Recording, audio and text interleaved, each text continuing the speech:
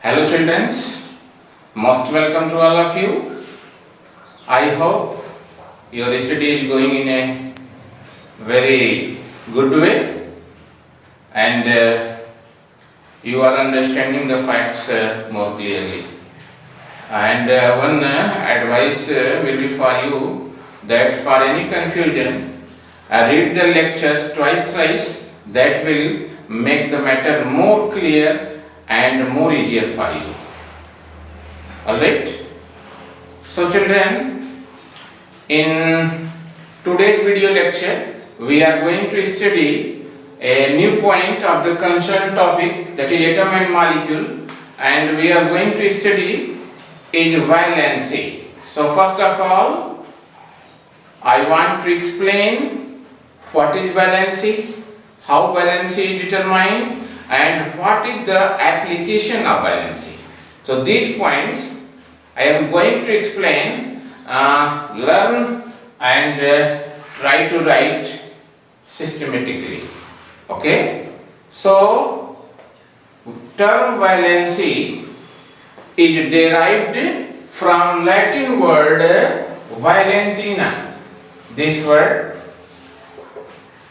this valency is derived from Latin word valentina, which meaning is combining capacity or power, which means combining capacity or power refers to valentina. So on this basis, on the name of this valentina, Berzelius defined first of all valency in the form of a combining power, and he stated that the combining power of an element is called valency. Listen, first of all, the definition of valency and the name of the valentina stated that the combining power of an element is called valency, but this definition is not enough for explaining the valency of maximum element.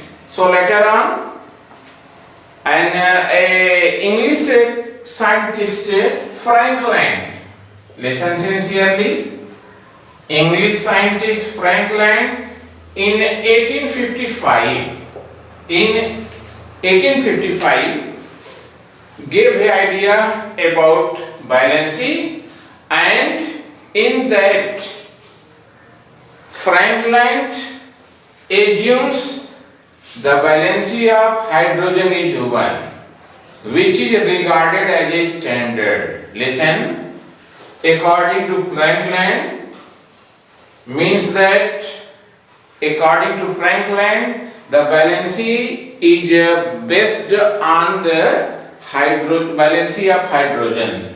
Means he regarded hydrogen as a standard and the valency of hydrogen is 1. So on the basis of hydrogen, he gave a definition of valency, and according to Frank Land, in the reference of hydrogen, the valency can be defined as, listen sincerely, the number of hydrogen atoms or the number of chlorine atoms are twice the number of oxygen atoms that combines with one atom of the given element, each called valency, and you can say that is called Frank Land valency. Listen once more. According to Frank Land, the definition of valency is based on hydrogen, and according to this theory or Frank Land theory, the valency can be defined as the number of hydrogen atoms or the number of chlorine atoms or the twice the number of oxygen atoms that combines with one atom of the given element is called valency of that element. Alright, for example, HCl, H2O, NH3 and CH4. You are knowing the names of these compounds: hydrogen chloride, water, ammonia and methane. So children, listen sincerely. According to the Frank-Land valency, and that was based on the hydrogen, based on the valency of hydrogen. So in these examples, it is very clear that one atom of chlorine combines with one atom of hydrogen. So the valency of chlorine is 1 here. Alright, similarly here, one atom of oxygen combines with two atoms of hydrogen. So valency of oxygen will be 2. Similarly, here in the case of ammonia, 3 atoms of hydrogen combines with one atom of nitrogen. So according to this theory, the valency of nitrogen will be 3. Similarly here in methane, 4 atoms of hydrogen combining with one atom of carbon. So valency of carbon is 4. So according to this Frank-Land, it is clear that either hydrogen, either chlorine, either oxygen combines with the given element will be the valency of that particular element. Alright? But children, that theory is failed in the case of such type of compounds. Suppose we have to find the valency of C2H2, C2H4, C2H6 and C2H6 and suppose CH4. So in these the valency of carbon is different and not on accordance with this Frank-Land. Although the valency of carbon in this C2H2 will be 1, in this C2H4 will be 2, in C2H6 will be 3 and CH4 will be 4. Although the valency of these compounds in which the valency of carbon will be 1, 2, 3 and 4 respectively. So how they are 1, 2, 3 and 4? Although the carbon is same here combining with hydrogen atom, that can't be explained by this Frank-Land.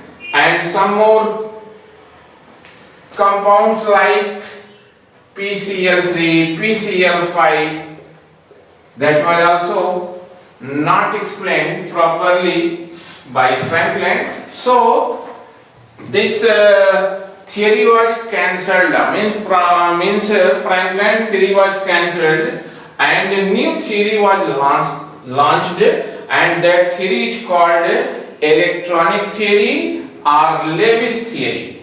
Must remember, Lewis theory of valency, or it is also called electronic theory.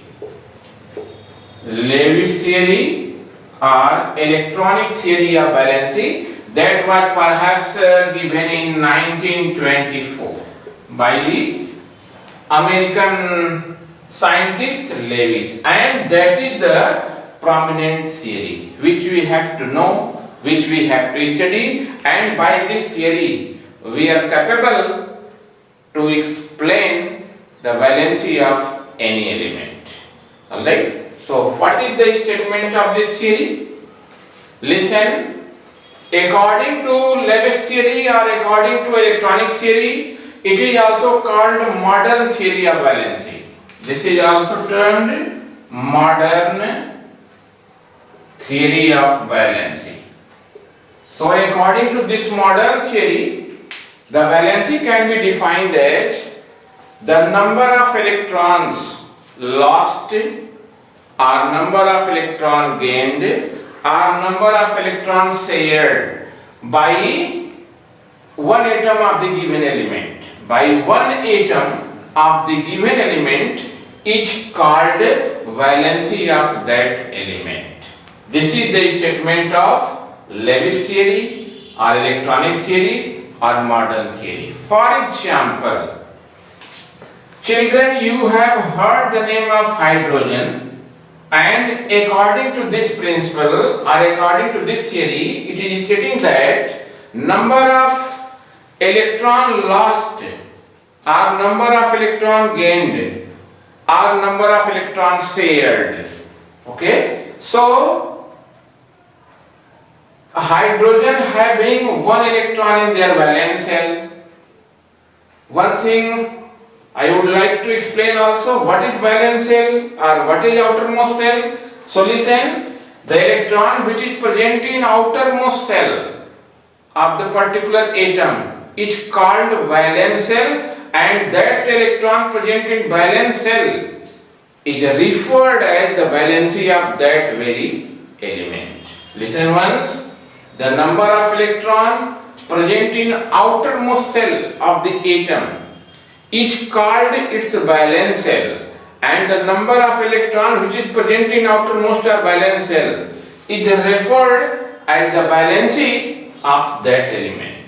Okay, and that is in accordance with Lewis theory or electronic or modern theory. So in this case, hydrogen having one electron in their valence shell or outermost shell, so its valency will be 1. So its valency will be 1. Similarly, I taking example lithium. Lithium having this also one electron in their valence shell. According to definition, just I have explained that number of electron present in outermost shell is called valence shell, and the number of electron present in outermost or valence shell is called valency. So in this, lithium having one electron in valence shell, so valency of lithium will be also 1. Accurate?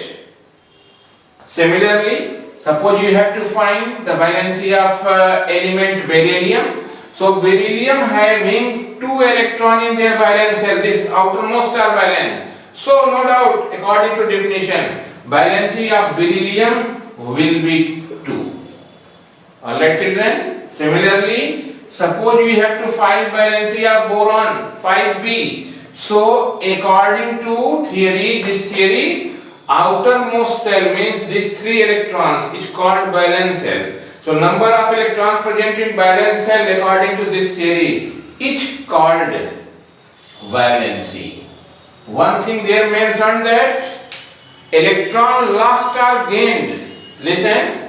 So the electron which is present in valence shell have tendency to lose electron easily. So that's why the point is taken there, electron lost. So they can lose their or lost their electron easily, and the number of electron lost it will be referred as the valency according to Lewis theory. So on this basis, it is clear that the valency of hydrogen, lithium, beryllium and boron will be this one. Similarly, the valency of carbon will be 4. Is it children? Yes. Why? Because this having 4 electron in their valence shell, so valency of carbon will be 4. Okay? But those elements which having number of electron in outermost shell more than 4, means they vary from 4 to 8, means they are just near to the octet. One point is once again coming here, new point, that is octet. So octet children, it is also a Latin word which meaning is 8. Which meaning is 8. And the tendency of atom for stabilization to get their completion of octet, and that tendency of completion of octet is called octet rule. That will you have to study in later. So octet just here means 8. So tendency of atoms to get nearest position 8 is called octet. So those elements which having valence electron more than 4, means 5, 6, 7, 8, then their valencies are determined by deducting 8 minus number of electron present in valence shell. For example, suppose we have to find the valency of element nitrogen. Suppose it is 7 and it contains 5 electron in their valence shell. So children, according to this definition, the number of electrons present in valence shell is 5. So valency will be not 5 here. Here the statement is the number of electrons is present in valence shell or outermost shell is more than 4. Then the valency of that element is determined by deducting 8 minus number of electron present in valence shell. So 8 minus 5 is 3. So valency of nitrogen will be here 3, and that is accordance with the Lewis theory. Similarly, suppose you have to find the valency of element sulfur. 16 years. You are knowing it is 286. So valence electron containing 6 electrons means outermost having 6 electrons, or valence shell having 6. So valency will be not 6 here. According to this theory, valency of this sulfur will be 8 minus number of electron present in valence or outermost shell will be 2. So valency of sulfur will be 2. Similarly, if the number is coming in outermost 7, then valency of that element will be 8 minus 7 will be 1. But what will be the valency of inert elements like helium, neon, argon? So the valency of these elements is 0 because they have fulfilled their octet and they are unreactive, means they doesn't react. So the valency of these elements is 0, means valency of helium, neon, argon, that is argon, krypton, neon is 0. So alright. So this is the valency, must remember them. And one thing I want to clear that the main application of valency is in the construction of chemical formula. How this valency is applied? So application of valency is in the construction of chemical formula. Suppose we have to form any compound, then without knowing valency we are not in position to construct the compound. Suppose we have to construct that is magnesium chloride. Okay children? So without knowing valency, how it can be constructed? So first of all, write the valency of these two atoms here, magnesium and chlorine. Alright, there are two atoms combined to forming MgCl2. So write the valency of these elements on the top of the symbol of these atoms. So magnesium valency 2 and the valency of chlorine is 1. Okay. So how they can be form compound MgCl2? Then we have to go crisscross or across, means that number is multiplied here and that number is multiplied here. So you will get compound MgCl2. So this is the first application by which we can construct the chemical formula of the compound. And second and other application of this valency is what? This by the knowledge of valency, we can easily find that what is the valency of the particular element in a compound. Suppose one compound is written here CO2. We have to determine the valency of carbon and oxygen. So by knowing the knowledge about valency, we can easily find the valency of carbon and oxygen in this CO2. Listen how it can be found. So by knowing valency, as you are knowing, valency of carbon in this case is what? 2. And valency of this oxygen is what? What? Means just you are saying that valency are written across. So 1 and 2. Okay? Carbon is 1 and oxygen is 2. Sorry, this is 2, this is 1. Then you have multiplied. And they should be written at the top. So top written, then you will find that as you are knowing, the valency of oxygen is 2, valency of carbon is 1. But the valency of carbon is not here 1, because if you will multiply this will become as such 2 and 1. Okay, and this valency of oxygen is not 1, so this whole 2 and 1 is multiplied by 2. So you will get C4 and O2, and on this basis now you can find that valency of carbon in CO2 is 4 and oxygen is 2. So on this basis you can find, by the knowledge of valency, how this can be applicated. So children, try to know them.